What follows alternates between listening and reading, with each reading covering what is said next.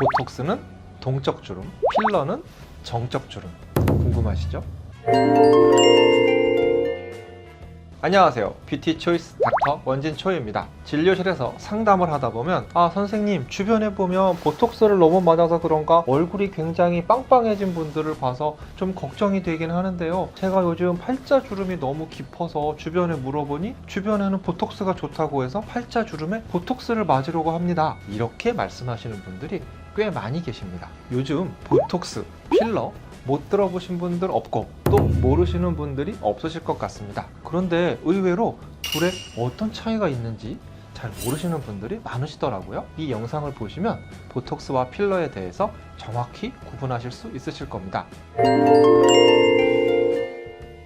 보톡스는 한마디로 정리하면 움직이면서 생기는 동적인 주름을 억제해주는 역할을 합니다. 보톡스는 근육을 마비시키고 또 위축시키는 역할을 하는데요. 정확히 보툴리눔 톡신이라는 성분입니다. 뇌에서 근육을 움직이기 위해 신경을 통해 신호를 전달해 주는데요. 보톡스가 신경과 근육의 연결 부분에 들어가서 신호 전달을 차단해 주는 방식으로 근육이 움직이지 못하게 하기 때문에 표정 근육이 움직이면서 생기는 주름을 막아주게 되는 것입니다.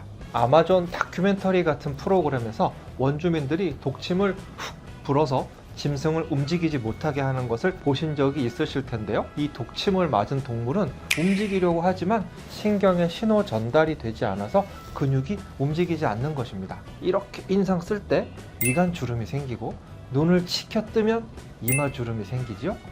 보톡스는 이런 근육의 움직임을 억제시켜서 움직일 때 생기는 동적인 주름을 억제하는 것입니다. 동적인 주름은 평소에는 없다가 근육을 사용했을 때 비로소 보이는 주름을 뜻합니다. 대표적으로는 여기 이마와 미간 주름인데요. 제가 직접 보여드리려고 원래 보톡스 맞을 시기가 지났는데 맞지 않고 촬영하러 왔습니다. 또 보톡스로 근육이 마비되고 나서 시간이 어느 정도 지나면 근육이 위축되는데요. 한쪽 팔다리에 깁스를 한 달 정도 하고 나면 양쪽 팔다리 사이즈가 차이가 나는 것을 보신 적이 있으실 겁니다. 근육은 사용하지 않으면 부피가 줄어들게 되는데요. 이 원리로 사각턱 보톡스나 종아리 알통 보톡스를 맞으면 근육의 부피가 줄어들어서 라인이 예뻐지게 됩니다.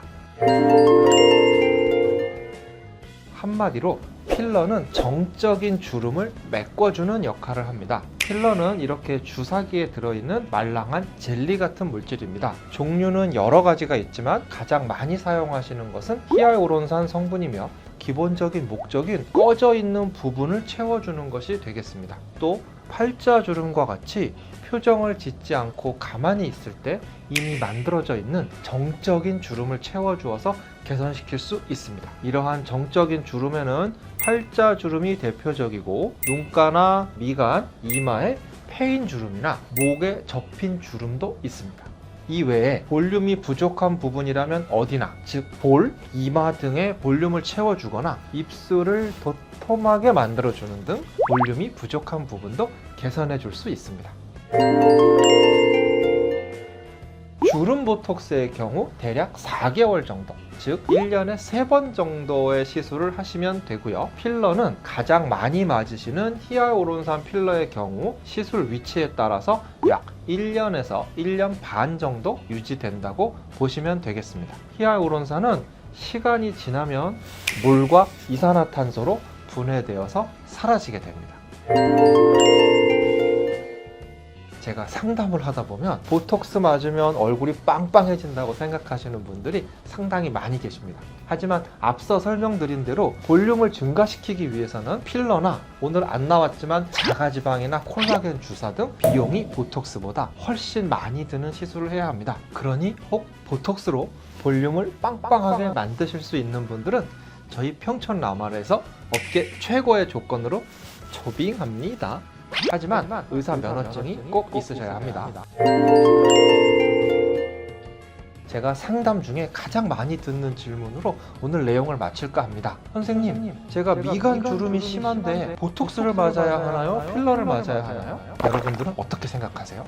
정답은 우선 보톡스를 맞으시고 필러는 상황에 따라 맞으시면 됩니다. 우선 미간에 인상을 쓰거나 대화할 때 미간에 주름을 많이 만드시는 분들은 동적인 미간 주름이 발생할 테니까 반드시 보톡스 시술을 받으셔야 합니다. 하지만 여기서 끝이 아닌 경우가 많은데요. 보톡스를 시술 받는 시기가 너무 늦었거나 미간 주위에 지방이 감소하면서 파이고 꺼진 정적인 주름이 발생하면 이것은 보톡스로 해결이 되지 않기 때문에 필러를 통해서 꺼진 부분을 채워주어야 합니다. 저는 미간 부위에 주름이 자꾸 지는 분들은 조금 이른 시기부터 미간 보톡스를 맞기 시작하시라고 권해드립니다. 왜냐하면 꾸준히 보톡스를 맞게 되면 필러를 맞지 않아도 되거나 필러의 사용량을 줄일 수 있기 때문입니다.